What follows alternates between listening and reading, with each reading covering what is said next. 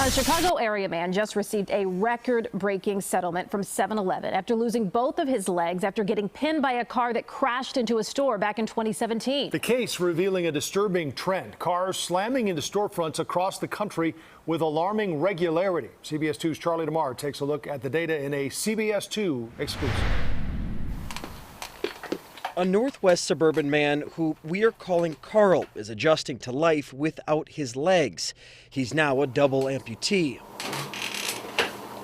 Surveillance video and an animation provided to us of the 2017 incident shows Carl waiting outside a Bensonville 7-Eleven picking up coffee as a driver attempting to park stepped on the gas instead of the brake, pinning Carl between the store and the car. The driver later pled guilty to aggravated reckless driving. This is an avoidable incident if they take the necessary precautions. Carl, who is now in his mid-50s, asked us not to identify him for his own safety after he was just awarded $91 million from 7-Eleven in the largest pretrial recovery for a person injured in Illinois. We spoke with his attorneys. This is a national problem, that people are dying, people are losing limbs. So the idea that a corporation would be allowed to keep this from the public just was not something that we were going to stand for. Over a 15-year period, more than 6,200 cars crashed into 7-Eleven storefronts in the U.S., an average of about one per day. 7-Eleven apparently fought in court to withhold that data from the public. So that's really what's important about this case, getting that information out about how frequently this happens. If you install bollards, pretty much you've solved this problem. Rob Ryder is co-founder of the Storefront Safety Council. He was retained as an expert by Carl's attorneys in this case. He advocates for safety bollards or protective barriers to be placed in front of storefronts, especially those with parking lots that face the front door.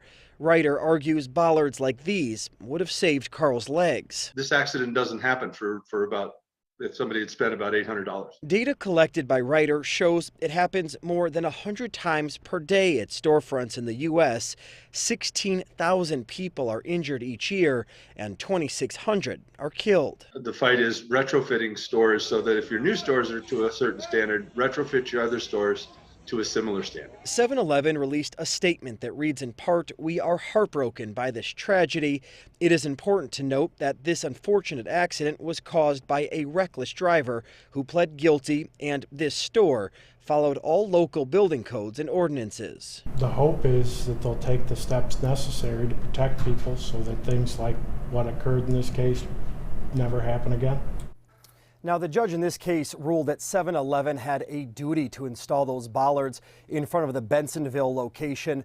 And we asked 7-Eleven a number of specific questions, among them whether or not there is a requirement to have these bollards at their new stores and if there are any plans in the works to install those protective barriers at existing stores. 7-Eleven did not provide any answers to those questions. We are live in the control room. Charlie DeMar, CBS 2 News. Joe and Erica. All right, Charlie, thank you.